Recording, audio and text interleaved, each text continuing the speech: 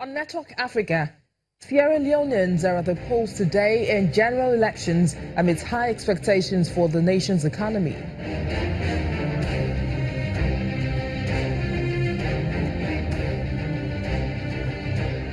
President Muhammadu Buhari plays up relations between Ghana and Nigeria during his visit on the country's 61st independence anniversary.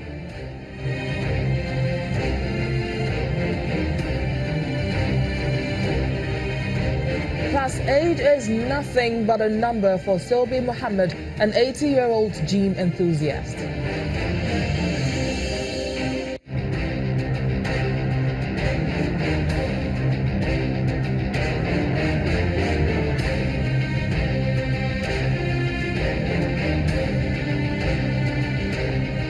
A warm good afternoon to you. Thanks for joining us this half hour. I am BC Adebayo. Big day it is in Sierra Leone today. Registered voters have been casting their ballot for 132 members of parliament and 19 councils across the country.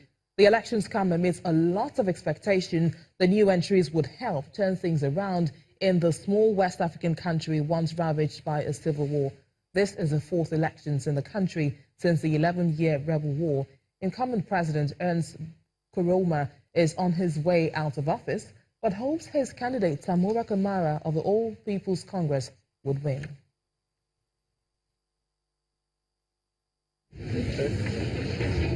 Polls are opened across Sierra Leone as voters elect a new president and a set of political representatives for the next 5 years. Queues formed outside polling stations from midnight as people sought to cast their ballots as quickly as practicable.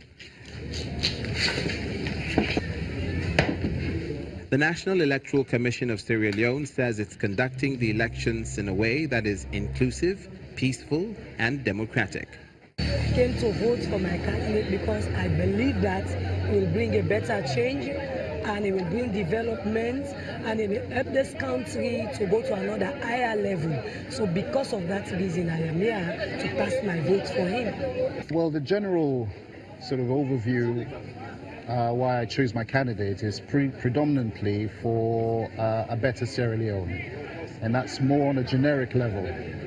So we're looking for something or someone that's going to make a change, and that's going to make Sierra Leone great again. As a general election, the process comprises of the presidential, legislative, the mayoral, and local level officials. The most keenly contested vote, however, that has 16 aspirants running, 14 men and 2 women. The main contenders are Mr. Samura Kamara of the ruling All People's Congress, APC, Julius Maada Bio of the main opposition Sierra Leone People's Party, SLPP, and former UN diplomat Kande Yumkela of the newly formed National Grand Coalition, the NGC. President Ernest Bai Koroma is stepping down after 2 years. Whoever becomes president faces a huge task of rewriting the narrative of corruption and a flagrant denial of the rule of law associated with outgoing President Ernest Bai Koroma's government. The country has been declared 5th on a World Bank list of countries where income gap is a big problem. Citizens still remember how monies donated to curb the Ebola outbreak were diverted, and more recently, donations towards relief for mudslide victims can't be accounted for. Let's go now to Leanne Dobasso, who is in Freetown. Leanne, long queues at polling stations. Is it the same story in most areas across Sierra Leone?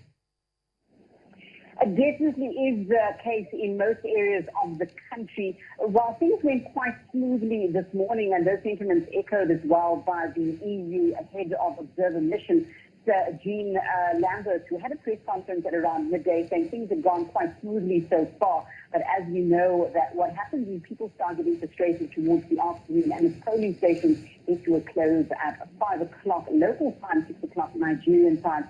Things may start to go awry.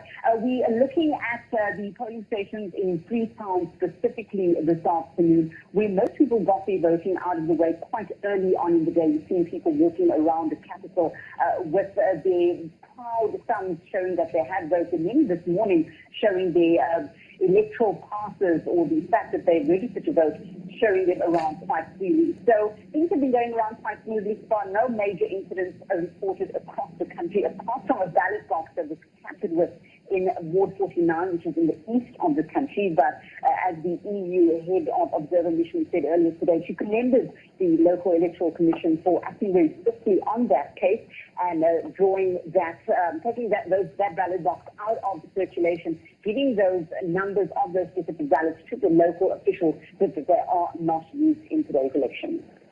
52% of voters in today's elections are set to be women, and a lot of them have been seen at the polls today, indicating a political awareness not seen in many African countries. Could this have anything to do with the number of female candidates vying for office?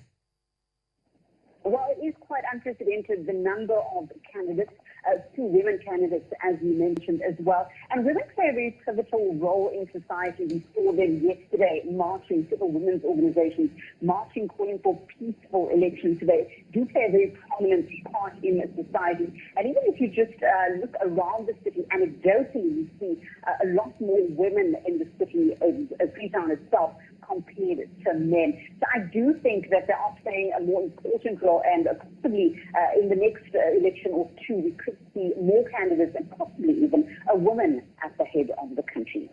Let's take a look at the outgoing president, Ernest Koroma. His tenure has been riddled with corruption, donations and monies during the Ebola outbreak, and of course the aftermath of the mudslide, and then the lack of observance of the rule of law when he sacked his vice president. What has been the attitude to the candidate of the APC in light of these? Well, you know, the APC is a party that many people still feel that they find their home in, their political home, that is. And so it's going to be very difficult for them to shrug it off, quite simply. And Mura Kamara is using a lot of that history in terms of his election campaign. Of course, there are a number of newcomers that are challenging that. And it's great that a country like Sierra Leone, that has had a two-party system since independence, can see other people coming into this space right now.